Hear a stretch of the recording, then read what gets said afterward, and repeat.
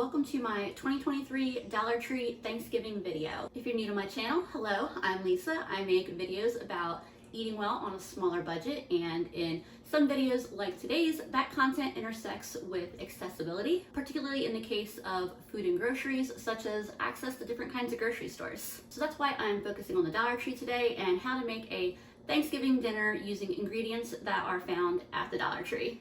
These are the ingredients that I got for this year's Dollar Tree Thanksgiving video. I think this is my fourth Dollar Tree Thanksgiving video that I've done. And while a lot of the food items that are available at Dollar Tree have stayed the same year to year, there definitely is some variation. Some things disappear, some things come back. So I never really know year to year quite what I'm gonna have available. For example, I haven't seen the sliced deli turkey that I used the first time I did this video since I did that video. Last year, I couldn't find any stuffing mix.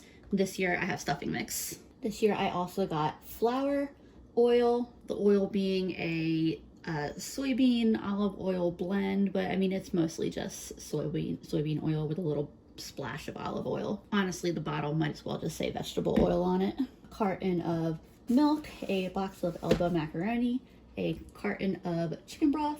This was something that I haven't seen in a long time at any of the Dollar Trees near me. I don't know how long it's been, but I want to say it's been well over a year since I've seen any kind of margarine at any of the Dollar Trees near me. And I noticed that, so they brought back the same exact brand that they used to have available, but now it is the equivalent of 2 sticks when it used to be 4 sticks. A little shrinkflation in action. I got a can of green beans, a can of apple pie filling, 2 cans of chicken, a bag of instant mashed potatoes, a bag of the crispy fried onions, a frozen seasoning blend. It's onions, celery, peppers, and parsley, a package of tortillas. And I had a fight to find these tortillas because you can see they're a little bit damaged on just the top couple here. This was the only package that weren't like severely damaged. Also some instant gravy.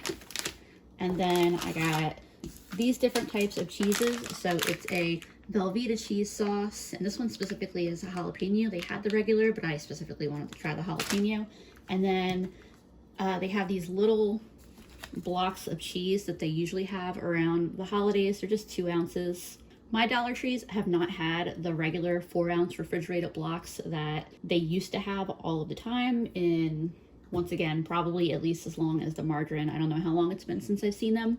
Andrew and I were in Georgia a month ago, and we stopped at a random Dollar Tree off the highway to get a couple drinks and a snack for the road.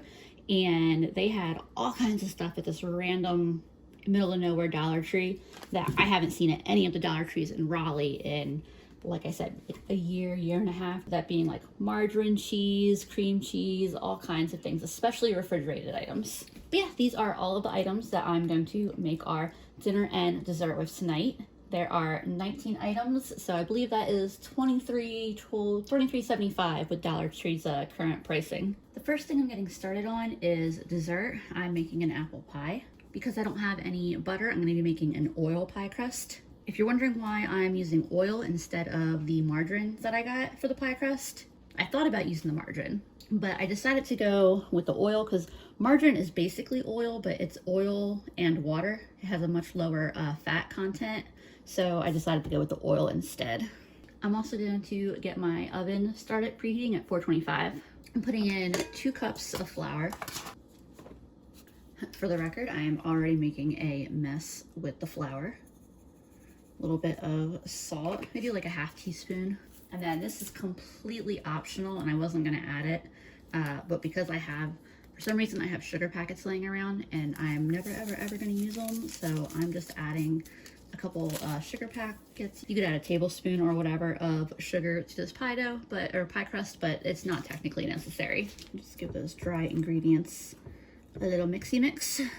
And next is a ½ cup of, I always forget I have to actually open these things.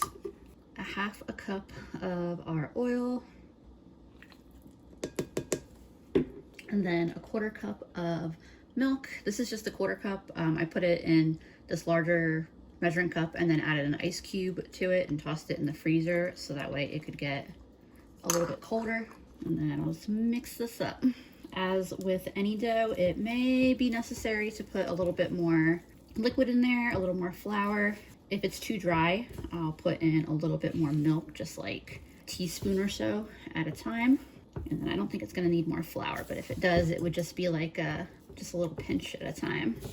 I don't wanna over mix it or anything here. Just make sure that little bit of flour is incorporated in. And let me retrieve a rolling pin and some wax paper. Probably much larger pieces of wax paper than I need, but wax paper is one of those things that I don't understand why I have so much of it. Like, it's just this weird thing that in my house seems to last forever. Try rolling that out and see how much it actually is. Because I'm not making a very large pie with only one can of filling, and I would like to have enough dough to put some on top. So I think I would have preferred the vegetable oil over this stuff, like their regular bottle of vegetable oil that they have. This stuff will work out okay. It's not my favorite.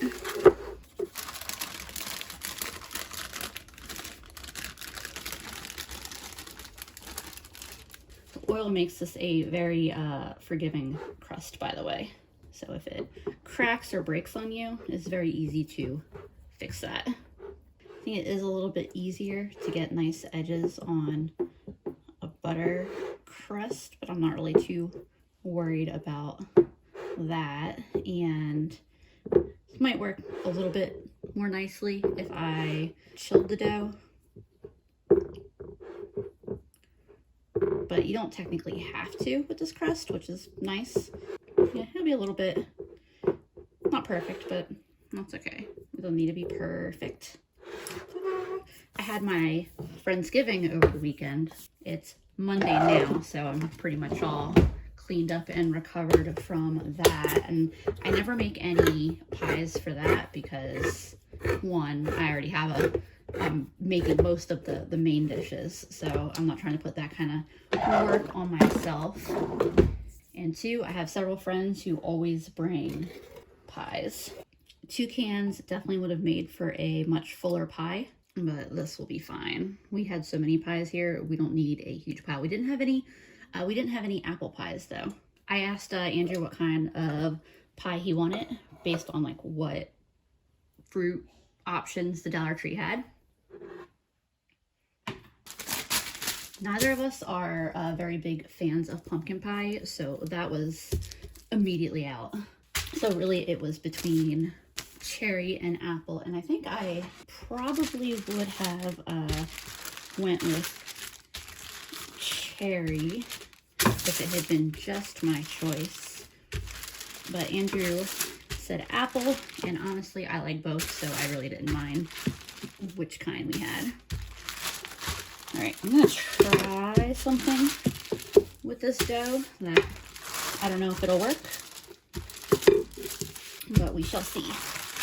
By the way, real quick, I just tasted what was on the spatula from spooning the filling in, and I'm just adding a little bit of pumpkin pie spice on top, which is basically just cinnamon, allspice, nutmeg, ginger, and I think cloves. And I'm not gonna bother stirring it in, I'm just gonna sprinkle some right on top of there. I think the pie filling is good, but I think that'll make it even better. Give a little more of those like fall kinds of flavors. Besides this dough being a little bit tricky to work with like this, and also I'm thinking I may just not have enough dough to be trying to do what I'm wanting to do here. Yeah, it was worth a shot. I was hoping to make a really pretty braided lattice for the top, but I think this dough is just a little too warm and or too oily, so we're gonna skip that. We'll just do some nice chunky regular lattice instead. There we go, that's good enough. Clean these edges up just a little bit, and then I'll just put a little heart right there where my dough broke. Made with love. There we go. And I'm just brushing a little bit of extra milk on top. The oily surface makes it hard to brush that milk on, so I don't know if it was worth it or not, but my oven's at 425. I'm gonna pop this in and set a timer for like, probably check it in 25-30 minutes. It might need longer, but since it's a smaller pie, I wanna keep an eye on it. I'm gonna get this cleaned up real quick. First thing I'm gonna do to start the dinner portion is get some of this margarine, melt it in this pan here. I want to get these frozen veggies cooking up. One of my favorite ways to kind of bump up a box stuffing mix and make it taste like it's a little bit closer to homemade is to saute up onions and celery and add them to the box stuffing. And this frozen seasoning blend is your best option at Dollar Tree for onions and celery. So that's what I'm going to use. I've used this particular mix before, and it's pretty good. I like it. By the way, I don't know if you guys can see my poor scissors here. And these are just gonna go right in the pan with that margarine. These frozen veggies always start out really watery at first, but you just keep cooking them and that excess water from being frozen will evaporate and then they'll start to cook up nicely in the pan. Also gonna get my stuff for my stuffing ready to go, and I'm gonna use broth instead of water to mix in. So I'm just following the instructions on the box, which call for 1.5 cups of liquid and a big chunk of margarine, although I don't know if I've ever used the full half a stick that it calls for, and I'll bring that to a boil. My veggies here are pretty much done, but first I want to get that pie out. My smaller upper oven tends to cook things a little bit faster than the larger oven does, so I'm going to call this done and pull it out. The edges could be a little bit prettier, but I think that this smells amazing and I'm happy with it, so I'm going to set this aside to cool down. I'm going to add a lot of them directly to the broth and margarine for the stuffing, and then the rest I'm going to set aside in a little bowl that I have here. I don't need to get all of these out, just most of them. Ooh. My pot is just big enough for this. All right, I got a cover on that, and this is just going to sit covered until I'm ready to use it, at which point I'll fluff it up and it should be good to go. So then directly into this pan, I'm gonna add some of my margarine. Lowered the heat down a good bit. Get a couple tablespoons of flour in there, and I'll stir that flour into the margarine. I might need to add a little bit more margarine. The margarine being in a giant slab is throwing me off a little bit. There we go. It's not my nicest roux. I don't make roux with margarine very often. Usually it's either butter or some type of animal fat. It also doesn't help that I didn't feel like cleaning this pan. I think I probably will clean the pan real quick before I start the mac and cheese. But I'm trying to not use too many pans because I don't feel like doing all those dishes. So this is for my green bean casserole. I don't know why I don't make green bean casseroles year round, because I love green bean casseroles. Didn't like them growing up. As soon as I started making my own, I love them now. For green bean casseroles, I do, for every can of green beans I'm using, I do 1 cup of broth. Probably take just a minute to get this incorporated in, since it was a chunkier roux, but give me a moment to work at it and it definitely will. That didn't take long at all, actually. You can see I've got a nice gravy consistency mixture here, full of all the bits and pieces that were left in the pan from that seasoning blend. And like I said, for every can of green beans I'm using 1 cup of broth and then about 3/4 of a cup of milk.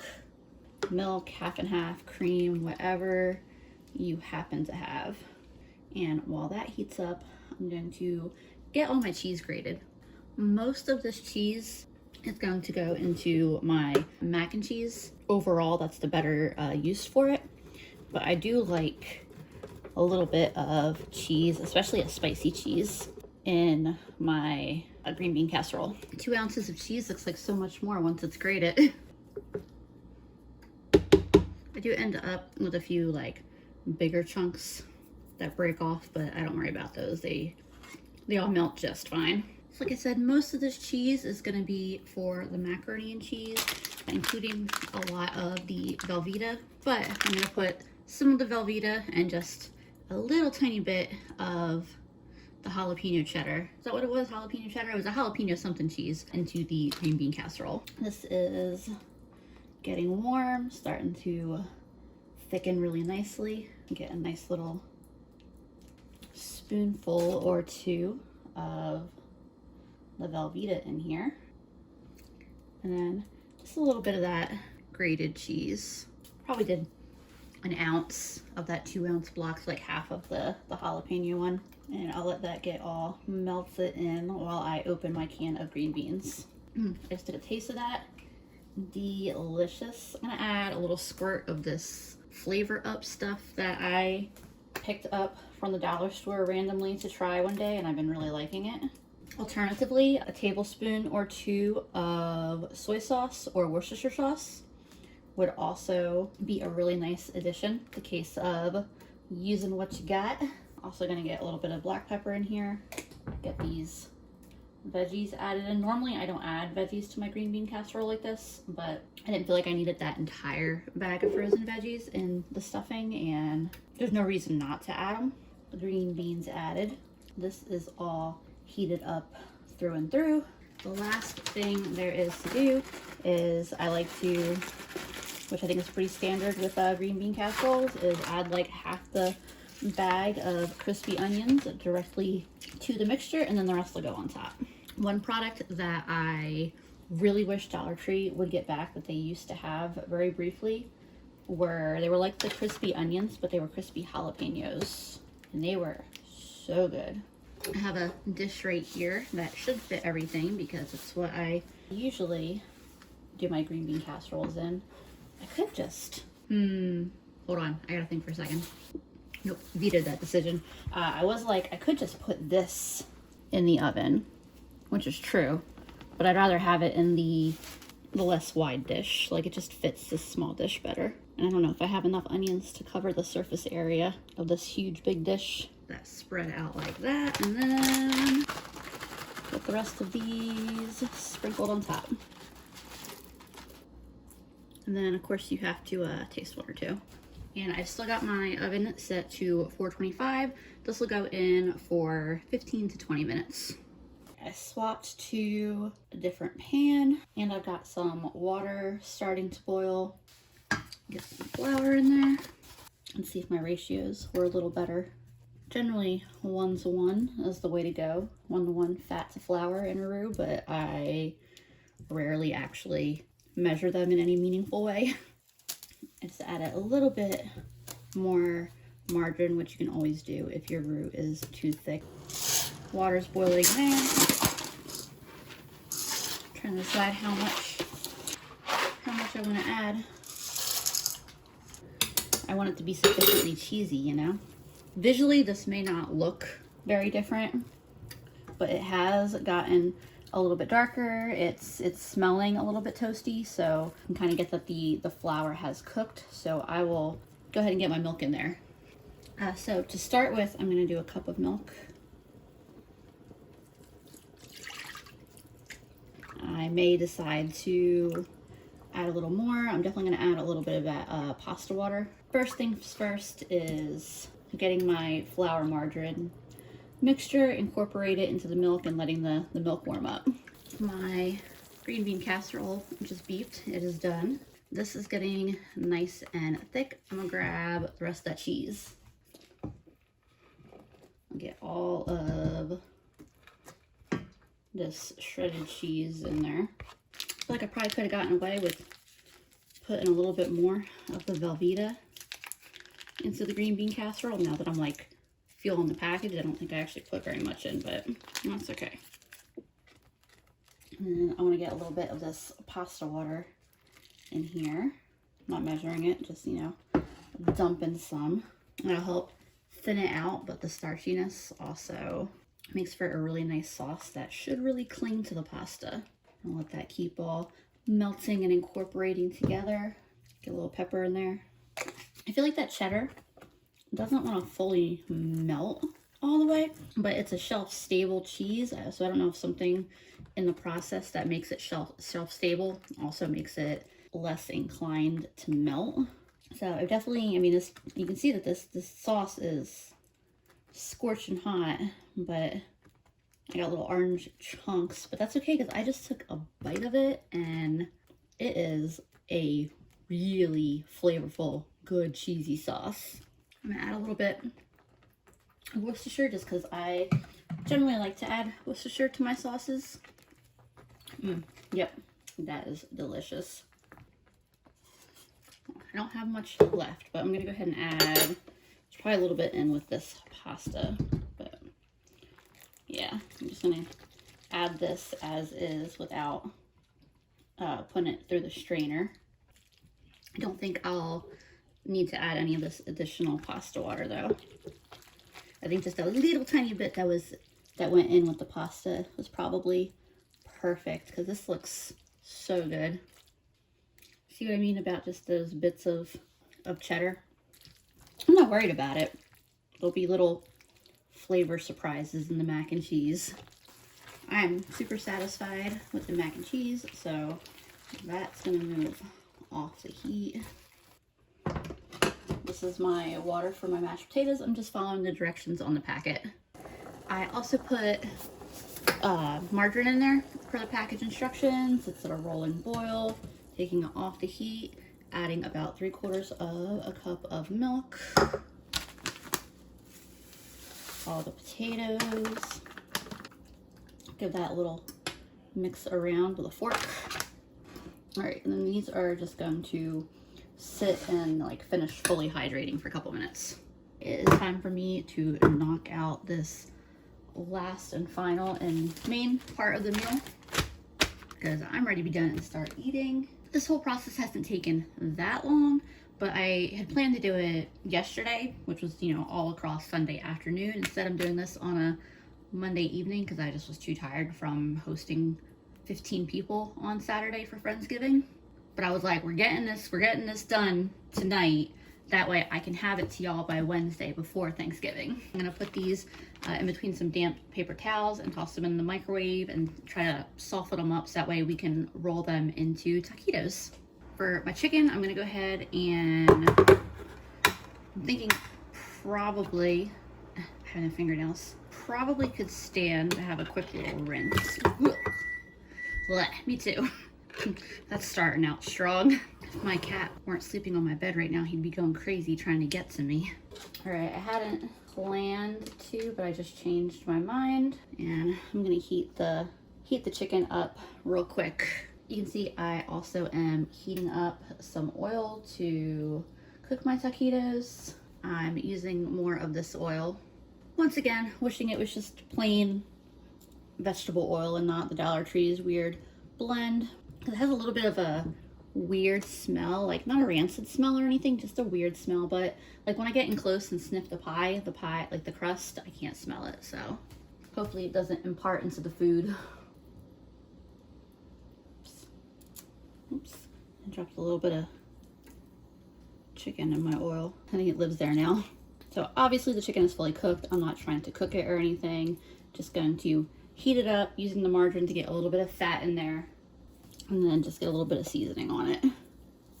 Also just breaking it up just a little bit more so that way it'll fit better inside more tortillas.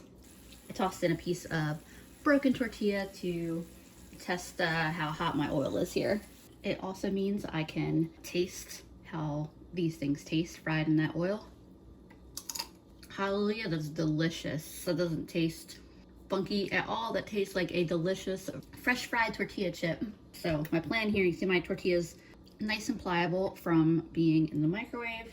Putting just a little bit of chicken because I'm going to try to do a bunch of these. And by the way, I really wanted to have some cranberry sauce to go with these. Oh, that little bit of fruity sweetness would be so good. There's a place here in Raleigh that for the fair, like for our state fair, they do a Thanksgiving egg roll, which was probably a little bit of the inspiration behind this. And it's just super delicious. All right, let me try this out. I'm gonna get another one rolled up immediately. So far seems all right. And then I'm probably gonna have a lot of extra, I won't have extra chicken, but I'll probably have a lot of extra stuffing and mashed potatoes. And those can also just be served as like regular traditional sides. The hardest part of these for me is gonna be not overstuffing them. All right, first one is coming out. I'm gonna resist the urge to eat it right away. So it looks like 2 cans of chicken, comfortably-ish, gets me 10 taquitos. I still have plenty of tortillas and mashed potatoes and stuffing. So if you wanted to extend this to make, you know, more, you just have to get another can or 2 of chicken. I've got the last of my taquitos in the pan, so I am getting the gravy made. For the gravy, just following the directions on the package. So boiling 1.5 cups of water. I'm about to mix this with 1/2 cup of cold water, and then they'll go together. Basically just like if you were making a cornstarch slurry. I'm pretty sure that's what I'm doing with this, is making a starch slurry, adding it to the hot water, and it thickens to the gravy. Check it out, it's like a weird hot chocolate mix. It should thicken up pretty quick, but I went ahead and turned the heat off of that. I'm about to turn the heat off of these, off my cast iron here too. Here is what our little spread looks like. It's just me and Andrew eating right now.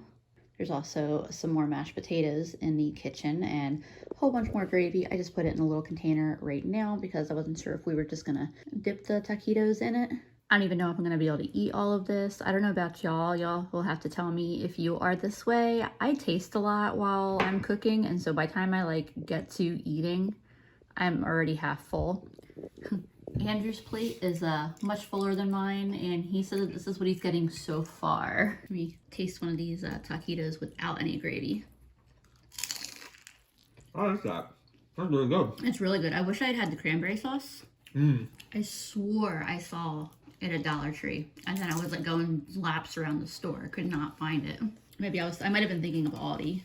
Try it with a little gravy. It's really good with the gravy. Definitely says Thanksgiving in a little fried rolled up package. Haven't even tried my green bean casserole yet. And I'm scarfing it down. I feel like that's a recipe that I just have got down, and I already know the mac and cheese is good because I was snacking on that the whole time I was cooking. All right, I don't know how I'm gonna top Thanksgiving taquitos next year. It's a little off the beaten track than having like a straight ham or turkey main dish, but it definitely feels like a main dish with Thanksgiving sides.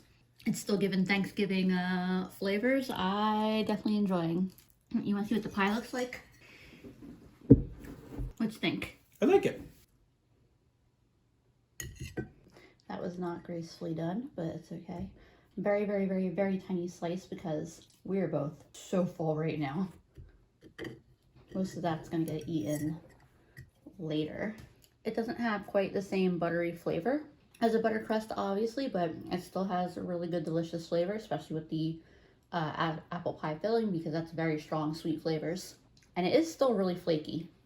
I'm very full, but it is a very good pie. And that was Dollar Tree Thanksgiving 2023. If you want to check out my older Thanksgiving videos that I've done at the Dollar Tree, I actually put everything into a holiday playlist that should be appearing somewhere on the screen right now. And as always, I appreciate y'all so much, and I will see you again soon.